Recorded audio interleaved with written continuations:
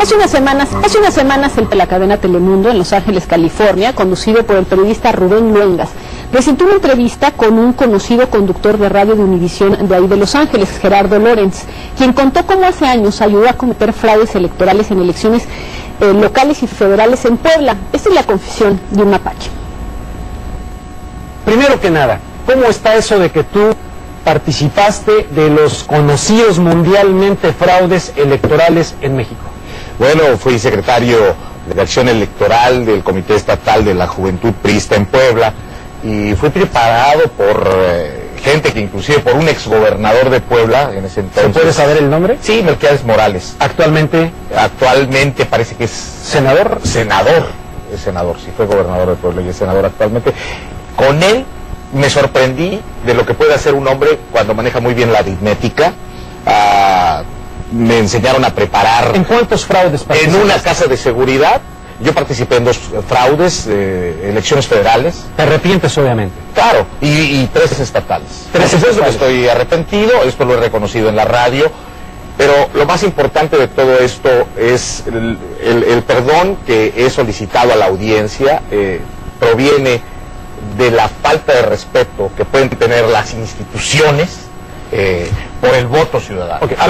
Pero para mí era natural en ese sentido. Hablabas de casas de seguridad. Dime cómo le hacían para cometer el fraude allá cuando tú ayudabas a esto en el PRI. Bueno, independientemente de los famosos tacos, de poder llenar las urnas con boletas electorales de más, también existen las casas de seguridad, que es a donde se lleva a uno toda la paquetería. O sea, y resguardado por el gente... ejército. Sí, resguardado por el ejército. Claro, el ejército cuida los lugares a donde se concentra la paquetería electoral. Ahí ya un equipo, que en este caso cabezado por Melquiades, en la primera ocasión que lo hice, lo recuerdo muy bien, y un equipo de jóvenes de la Juventud Priista, aprendimos que unos tienen que ser calígrafos, que tenemos que volver a falsificar las firmas, se sacan las actas, se vuelven a hacer, porque te solicita Gobernación por números y porcentajes. La Secretaría de Gobernación. Exactamente. Queremos que se eleve el porcentaje. Nunca el PRI perdió, nosotros lo que hacíamos era abultar la votación de estos paquetes electorales, solicitado por Gobernación y diciendo, bueno, para tal distrito queremos que se eleve tal número de votos y el PRI tiene que aparecer con datos. Entonces, tenemos que hacer aparecer que todo concuerde, los números, etcétera, y la aritmética, y es un trabajo de que por 3 días no sales de esa casa. Bueno, ahí está, no lo habíamos escuchado decir así muchas veces, así se hacían las elecciones allá en Puebla en la época del régimen priista.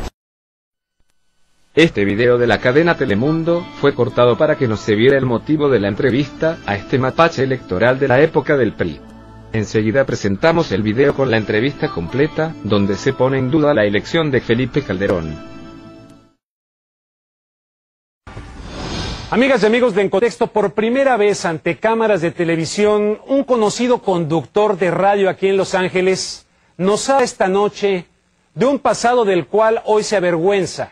Y es el testimonio de haber sido lo que se conoce en México como mapache electoral.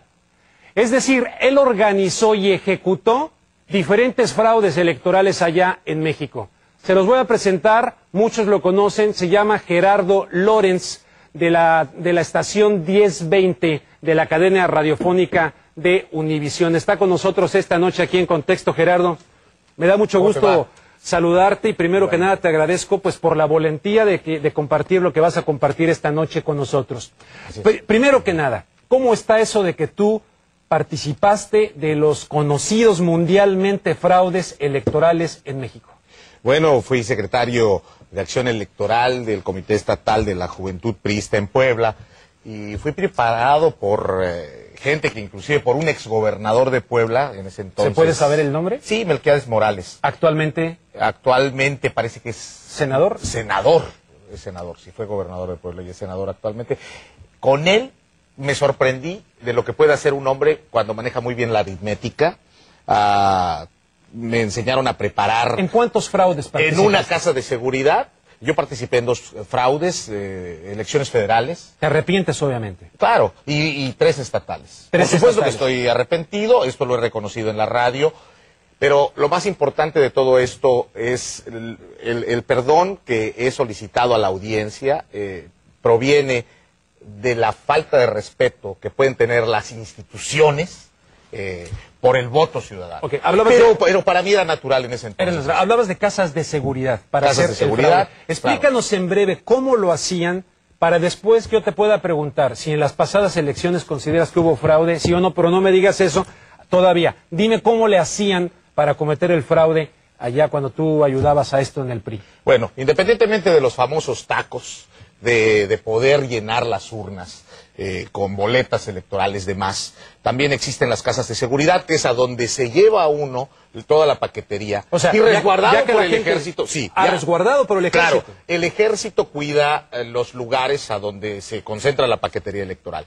Ahí ya un equipo, que en este caso encabezado por Melquiades, en la primera ocasión que lo hice, lo recuerdo muy bien, y un equipo de jóvenes de la juventud priista, aprendimos que unos tienen que ser calígrafos, que tenemos que volver a falsificar las firmas, se sacan las actas, se vuelven a hacer, porque te solicita Gobernación por números y porcentajes. Gobernación, la Secretaría de Gobernación. Exactamente.